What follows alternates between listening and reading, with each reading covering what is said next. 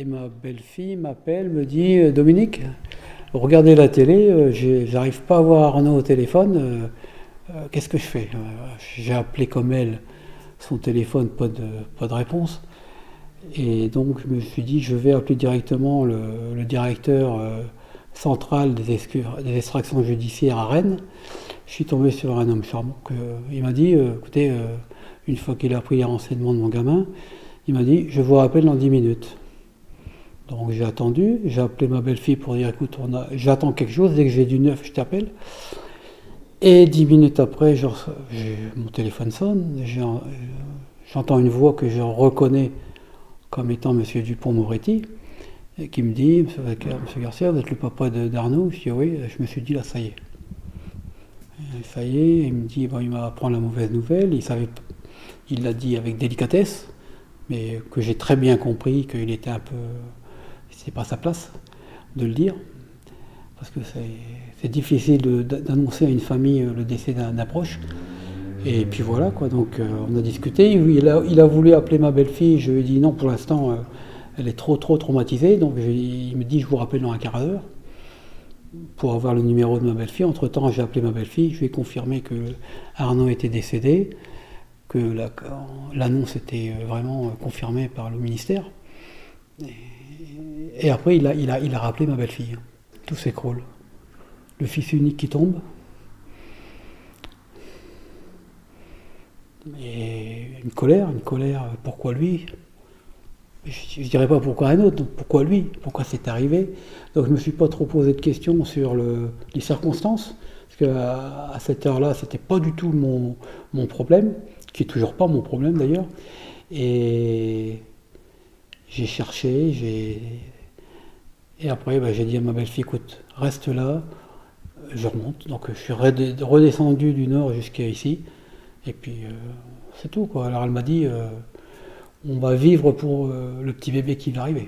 Je le comprends, puisqu'il a fait c'était son job. Il n'a pas rechigné à le faire, puisque c'était plus ou moins une mission qu'on lui a donnée, qu'il était conscient de cette mission, sans connaître bien sûr les conséquences brutales. Mais non, je le respecte et je suis fier de ce qu'il a fait. Je ne veux pas dire que je suis content qu'il soit décédé, mais je suis fier de sa profession, de ce qu'il faisait, ce qu'il représentait. Et auprès de la population, j'espère qu'ils vont comprendre que tous les agents pénitentiaires, comme police, gendarmerie notamment, et militaires, sont à la charge de l'État. Il faut peut-être que quelque part, là-haut, on en tienne compte. J'avais une question, mais je vais vous laisser regarder mon collègue, exercice compliqué. Non. Qu'est-ce que vous ressentez, Dominique, quand on vous évoque le nom de celui qui a ôté la vie à votre fils? Rien. Non, je ne le connaissais pas. J'ai vu sa photo, mais une photo, ça change. Le gars, il peut très bien changer sa personnalité. Maintenant, est-ce que c'est à moi d'expliquer pour quel motif il est sorti de prison pour telle ou telle raison? Comment on n'a pas pu empêcher cet assassinat ou ce traquenard, mais ça, je ne suis pas dans l'enquête. Je laisse soin au personnel de la police, gendarmerie et justice, enfin, plus de la police, puisqu'ils ont été, je crois la gendarmerie a été dessaisie, et je leur laisse le soin d'interpeller les auteurs, et après la justice de faire le travail. Donc. Quand vous dites que vous êtes en colère contre qui, contre quoi? Contre les personnes qui ont exécuté ça. Parce que qui c'est qui les a commandités, je ne sais pas, mais bon, pour attaquer à 5 ou à 6, j'ai pas vu la vidéo, arrêter ou interpeller 5 agents pénitentiaires qui demandaient qu'à faire leur travail, et ils ont été tués donc, par des gens qui étaient très très bien armés, nombreux, dans un guet-apens, donc c'est un assassinat pour moi, c'est ce que j'ai expliqué, que c'était un assassinat, on a assassiné mon fils. Maintenant, à charge de la police ou gendarmerie, je disais, mais surtout de la justice, de prendre compte et de tenir compte de cette évolution, quoi. Vous avez eu Marie, vous l'avez eu au téléphone aussi, dans quel état psychologique elle est?